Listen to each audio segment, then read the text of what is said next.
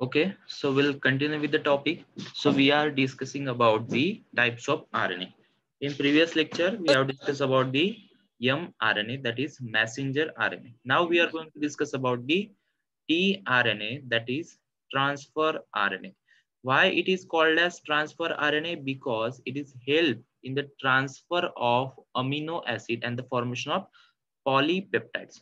So tRNA is also called as soluble RNA because it is, that is yes RNA, because it cannot easily separated by the ultracentrifugation technique. तर सेलला आपण अल्ट्रासेंट्रिफ्युगेशन केलं आणि त्यांच्यापासून mRNA separate करण्याचा प्रयत्न केला तरीही tRNA जो असतो त्या सोल्युशन मध्ये हा सोल्युबल राहतो आणि तो प्रॉपरली सेपरेट आपला होऊ शकत नाही. So that's why it is called as soluble RNA. It is about the 78 to 80 nucleotides, sorry 71 to 80 nucleotide, 71 ते 80 न्यूक्लिओटाइड्स त्यांच्यामध्ये प्रेझेंट असतात. It is the smallest RNA.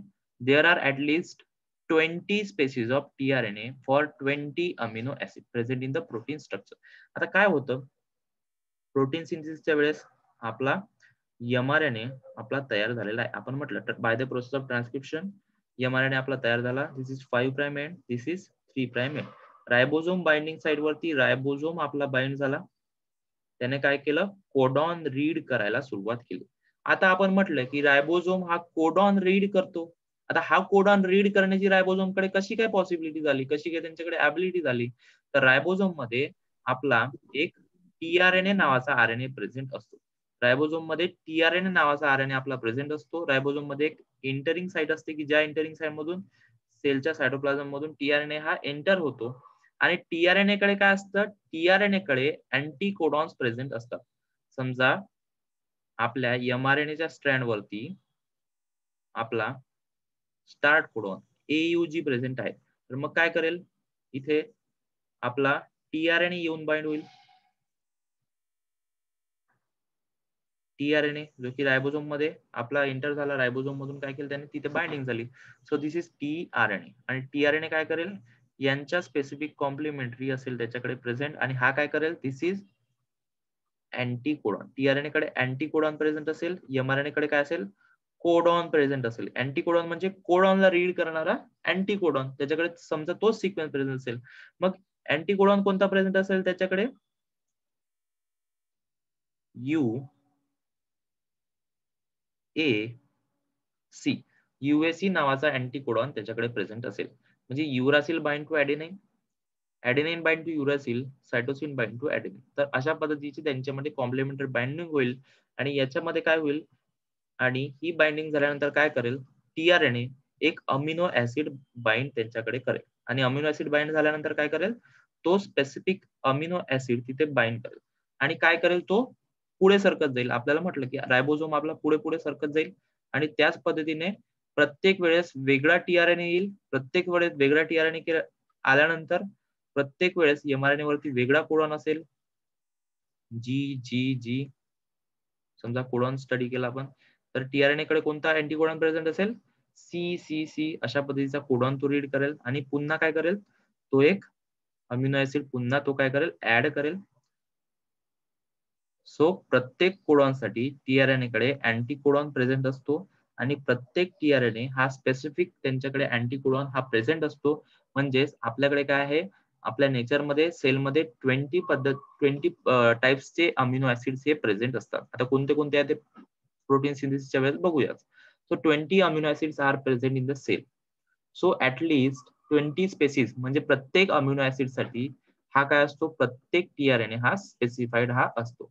So there are at least 20 species of tRNA for 20 amino acid present in the protein structure. So tRNA are essential component of translation. Translation साठी म्हणजे protein सिंथेसिसचा सगळ्यात महत्त्वाचा दुवा हा काय असतो, tRNA हा असतो. Here there is a main function is the transfer of amino acid during protein synthesis. अमिनो ऍसिडचा ट्रान्सफर साठी प्रोटीन सिंथेसिस मध्ये काय करतो, तो हेल्प करतो. सगळ्यात महत्त्वाचा रोल परफॉर्म करतो tRNA. So it is smallest RNA.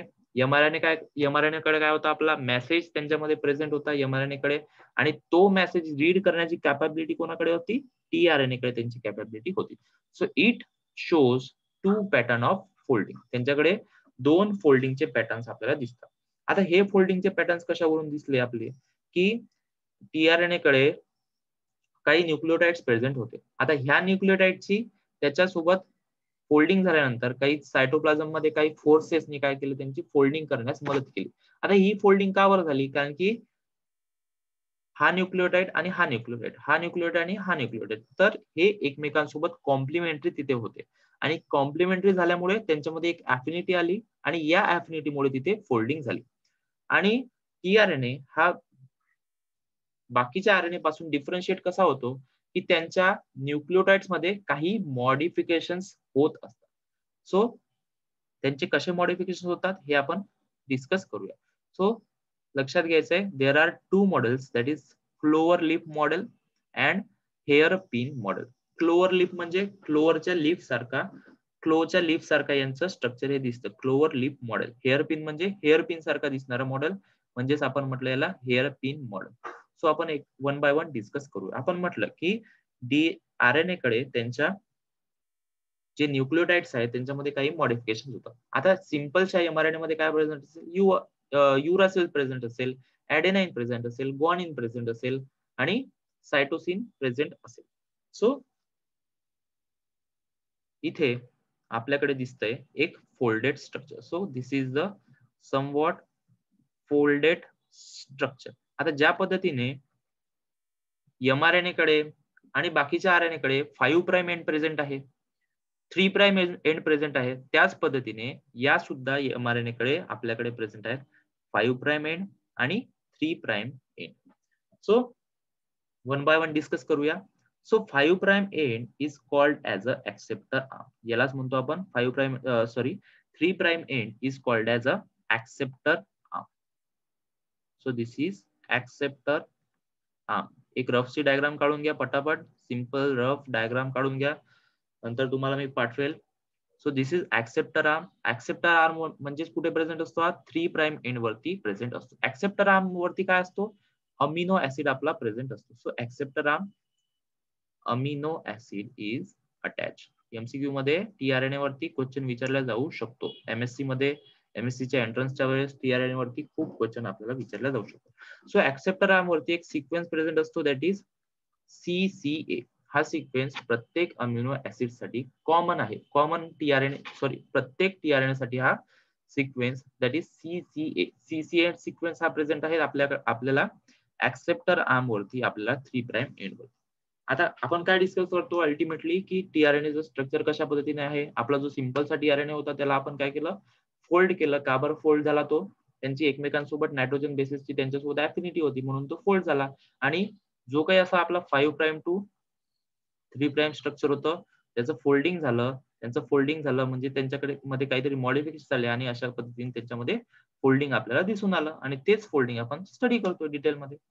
So 3 prime end वरती काय असेल, ऍक्सेप्टर आर्म असेल. इथे काय करेल, अमिनो ऍसिड तिथे जाऊन बाइंड होतील, अमिनो ऍसिड बाइंड होईल तिथे.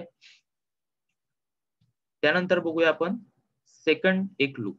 So this loop is called as T-Psi-C loop. T-Psi-C म्हणजे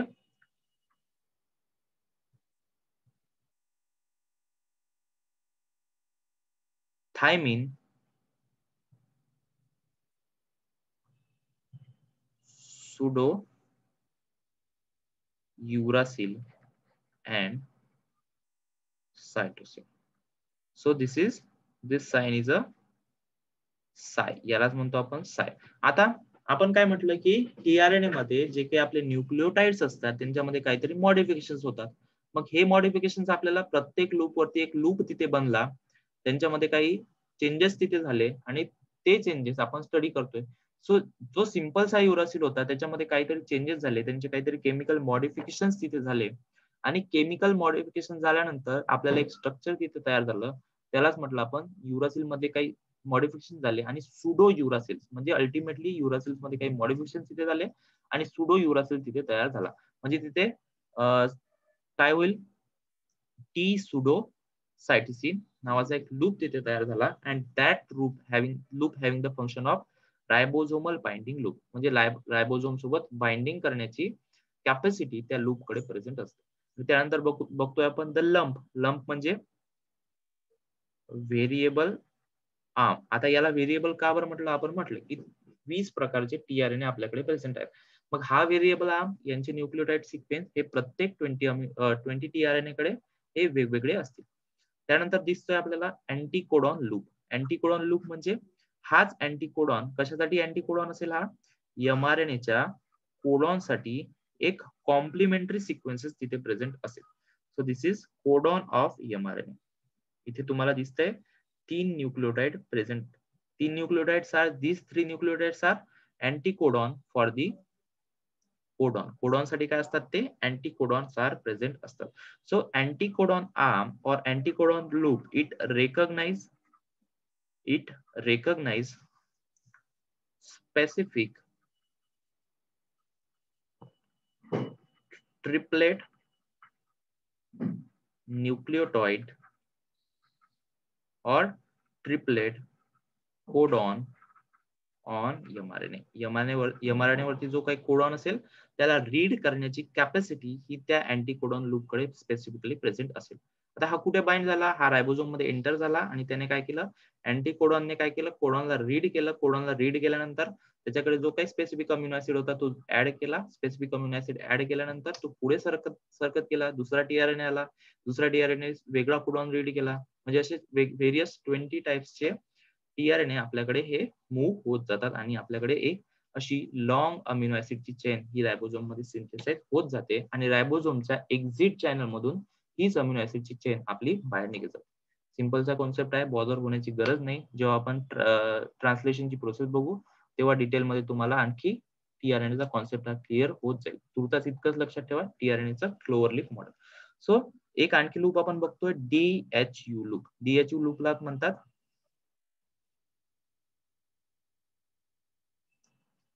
डायहायड्रोयुरासिल. डायहायड्रोयुरासिल या लूपला म्हणतात. म्हणजे युरासिल मध्ये काहीतरी मॉडिफिकेशन तिथे झालं, डायहायड्रोयुरासिल तिथे तयार झाला आणि आपला एक लूप बनला. So this is amino acyl synthetase binding loop. Amino acyl synthetase नावाचा एक एन्झाईम असतो जो काय करतो? टीआरएनए वरती अमिनो ऍसिड आणण्याचं काम करतो. अमिनो ऍसिडची बाइंडिंग करण्यास तो मदत करतो. सो अशा पद्धतीने आपण डिस्कस केलंय टीआरएनएचं structure. So anticodons are complementary with each other. आता सिंपलचा लक्षात ठेवायचं, जे काही आपण क्लोवर लीफ मॉडेल बघितलं ते आपलं काय होतं? Secondary structure. आणि याच सेकंडरी स्ट्रक्चरचं पुन्हा आपलं मॉडिफिकेशन झालं. यानी मॉडिफिकेशन यांच्यामध्ये काहीतरी मॉडिफिकेशन तिथे झालं. काही सेलच्या सायटोप्लाझम वरती प्रेझेंट असलेले फोर्सेस तिथे अप्लाय झाले आणि याच फोर्सेसमुळे काय झालं? तिथे एक टर्शरी स्ट्रक्चर एक तयार झालं. So this is tertiary structure. Tertiary structure is the functional structure of the tRNA or any other RNA. आता प्रायमरी स्ट्रक्चर म्हणजे काय? प्रोटीनचं प्रायमरी स्ट्रक्चर म्हणजे एक सिंपलची पॉलिन्यूक्लियोटाइड चेन. यांच्यामध्ये काहीतरी सुरुवातीला काय झालं? फोल्डिंग झालं आणि हेच फोल्डिंग पुन्हा रिगरस होत गेलं आणि याच रिगरस फोल्डिंगला फंक्शनल फॉर्मला आपण म्हटलंय tertiary structure. This is primary structure, this is secondary structure. So secondary structure is what? Clover leaf model. Tertiary structure is what? Hairpin model. MCQ मध्ये विचारलं जाऊ शकतं. टर्शरी स्ट्रक्चर कोणतं असतं मग आपलं? Clover leaf model. Hairpin model. Secondary structure कोणतं असतं मग? Clover leaf model. लक्षात ठेवायचं यांच्यामध्येच काहीतरी पुन्हा मॉडिफिकेशन झाले. सेम हेअरपिन मॉडेल मध्ये आपल्याकडे ऍक्सेप्टर आर्मला, ऍक्सेप्टर एंडला आपल्याकडे प्रेझेंट आहे सिक्वेन्स CCA. MCQ मध्ये विचारलं जाऊ शकतो कोणते सिक्वेन्स प्रेझेंट आहेत ऍक्सेप्टर आर्मला? CCA सिक्वेन्स प्रेझेंट आहे. आणि 5 प्राइम एंडला G न्यूक्लियोटाइड आपला प्रेझेंट असतो. एक पॉइंट सुटून गेला होता आपला की 5 प्राइम एंडला आपल्याला G न्यूक्लियोटाइड हा ऑलवेज प्रेझेंट असतो. So this is 5 prime end G nucleotide. यांच्यामध्ये जशा पद्धतीने मॉडिफिकेशन होतात तसेच यांच्यामध्ये सुद्धा हे मॉडिफिकेशन प्रिझर्व केले जातात आणि यांचं फोल्डिंग होतं त्यांच्यामध्ये, त्यामुळे आपल्याला हे स्पेसिफिक लूप हे सेपरेटेड दिसत नाही. So this is hairpin model and it also having the anticodon loop. आणि हेच अँटीकोडॉन लूप काय करेल? एमआरएनएच्या कोडॉनला रीड करेल आणि एमआरएनएच्या कोडॉनला रीड केल्यानंतर स्पेसिफिक ऍक्सेप्टर एंड वरती अमिनो ऍसिड ते ऍड करेल आणि अशा पद्धतीची पॉलीपेप्टाइडची चेन आपल्याला RNA रायबोझोमच्या एक्झिट चॅनल मधून निघायला मदत होईल. म्हणजे अल्टिमेटली हे सगळं ट्रान्सफर RNA फंक्शन कुठे करतं, त्याच्या रायबोझोम वरती. म्हणजेच हे रायबोझोमच्या लार्ज सबग्रुप मध्ये अशा पद्धतीचे tRNA प्रेझेंट असतात आणि याच रायबोझोम मधून आपला RNA mRNA हा पास होत जातो आणि याच mRNA च्या कोडॉनला रीड करण्याचं काम कोण करतं. So this is codon. म्हणजेच काय असते ते ट्रिपलेट न्यूक्लिओटाइड आपल्या प्रेझेंट आहेत आणि याच ट्रिपलेट न्यूक्लिओटाइडला रीड करून इथे अमिनो ऍसिडचं ऍडिशन केलं जातं आणि अशा पद्धतीची पॉलीपेप्टाइड चेन RNA पॉलिमर्सच्या एक्झिट चॅनल मधून आपल्याला बाहेर निघताना दिसतं आणि this is the overall functioning. अशा पद्धतीने मग पेप्टाइड तयार होतो, सेकंडरी स्ट्रक्चर तयार होतं प्रोटीनचं आणि प्रोटीन आपला फंक्शनल प्रोटीन आपला इथे तयार होत जातो. क्लिअर आहे कॉन्सेप्ट? सिंपलचा कॉन्सेप्ट लक्षात ठेवायचा की tRNAच्या प्रत्येक लूप वरती कोणत्या पद्धतीचे मॉडिफिकेशन आपल्याला तिथे झालेले. क्लिअर आहे? Yes or no? Yes sir. Yes sir. Okay, simple आहे.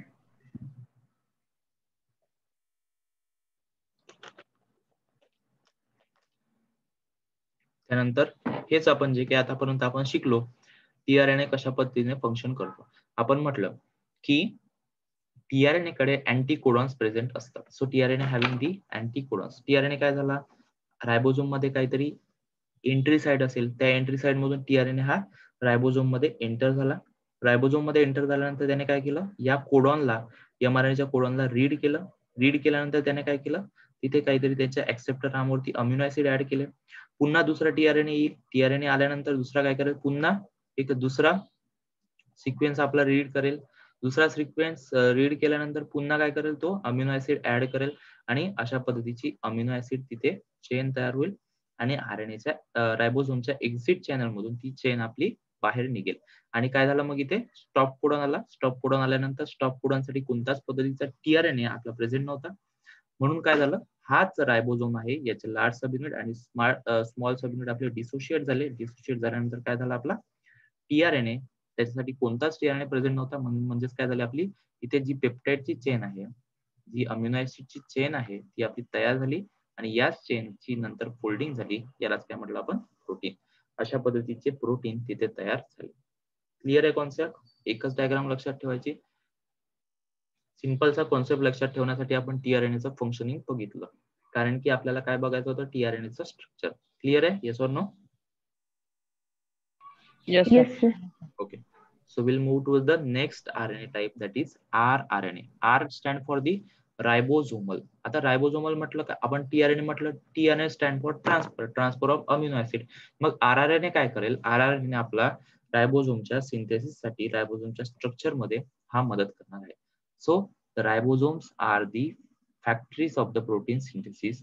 It is a single stranded structure. rRNA काय असेल, आपला एक सिंगल स्ट्रँडेड स्ट्रक्चर असेल, which is variously folded upon itself. त्यांच्यामध्ये व्हेरियस फोल्डिंग आपल्याला तिथे दिसून येईल. So it having the various folding. अशा पद्धतीची तिथे फोल्डिंग दिसेल, कारण की नायट्रोजन बेसिसची एकमेकांसोबत त्यांची ऍफिनिटी आहे. सिंगल स्ट्रँडेड आहेत, पण तिथे काय दिसते, आपल्याला फोल्डिंग तिथे दिसते. आपण डबल स्ट्रँडेड तिथे काढलेला नाही, एकच स्ट्रँड आपण इथे काढलाय आणि तोच स्ट्रँड आपण इथे फोल्ड होताना अशा पद्धतीने आपण दाखवलाय.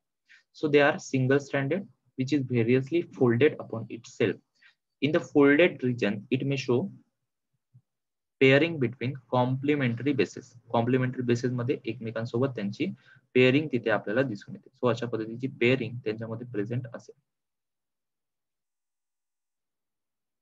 So basically rRNA is a functions for the formation of ribosome. रायबोझोमचं स्ट्रक्चरल डिस्क्राइब करण्यासाठी, स्ट्रक्चर तयार करण्यासाठी rRNA हा मदत करत असतो. It remain associated with the ribosome permanently. Ribosome सोबत तो परमनंट त्यांचं असोसिएशन हे असतं. So about 80% of this RNA of this type, म्हणजे सगळ्यात जास्त RNA कोणता असेल आपला present, rRNA. So the eukaryotic ribosomes are composed of 2 major न्यूक्लिओप्रोटीन complexes. आपल्याकडे युकॅरियोटिकचा आपण रायबोझोम, युकॅरियोटिक रायबोझोमचा आपण स्ट्रक्चर एक बघूया. So eukaryotic ribosomes are composed of 2 major nucleoprotein complexes. म्हणजे न्यूक्लिक ऍसिड आणि प्रोटीन पासून तयार झालेलं एक structure. Nucleic acid is what, कोणते न्यूक्लिक ऍसिड तिथे प्रेझेंट असेल मग, न्यूक्लिओप्रोटीन म्हणजे न्यूक्लिक ऍसिड आणि प्रोटीन पासून तयार झालेलं एक स्ट्रक्चर आपलं आहे, त्या स्ट्रक्चरला म्हटलं आपण, that structure are called as a ribosomes, and ribosomes are our protein factories. Ribosomes काय करतात आपले, प्रोटीन्स इथे तयार करतात.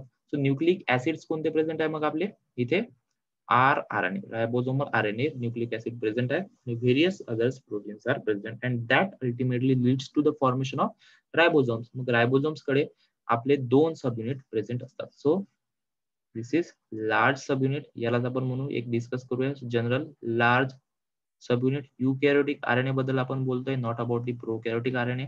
लार्ज सबयुनिट 60S टाइपचा आपला असतो. आता S is what, S is a sedimentation coefficient. Sedimentation coefficient म्हणजे अकॉर्डिंग टू मॉलिक्युलर वेट त्याला काय डिफरन्शिएट केल्या जातं. So 60S subunit and according to sedimentation property त्यांना डिस्टिंग्विश केल्या जातं. So this is large subunit and this is small subunit, and small subunit is of 40S type. ते 40S टाइपचं ते present असतं. मग दोन पद्धतीचे सबयुनिट तिथे प्रेझेंट आहे, त्यांच्यामध्ये असोसिएशन आणि डिसोसिएशनची प्रॉपर्टी त्यांच्यामध्ये प्रेझेंट असतं. Ribosomes are the protein factory. कोण तयार करतं रायबोझोम, सेल ऑर्गेनेल आपण डिस्कस केले होते, त्याच्यामध्ये बघितलं होतं. Who prepares the ribosome, ribosome कोण तयार करतं मग.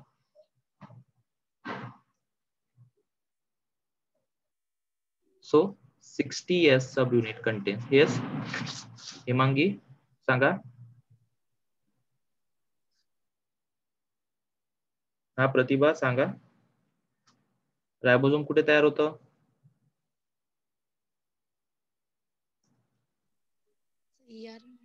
Okay, very good Pratibha. So 60S subunit मध्ये आपल्याकडे RNA चे व्हेरियस टाइप्स आपल्याला बघायचे आहेत, कोणते कोणते.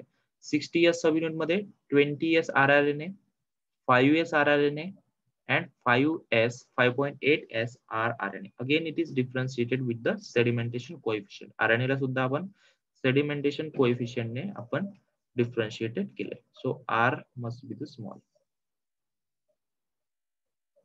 So this is rRNA. आणि 40S सबयुनिट कडे आपला असतो 18S rRNA. सो सिंपलचा कॉन्सेप्ट लक्षात ठेवायचे, रायबोझोम कडे दोन सबयुनिट असतात.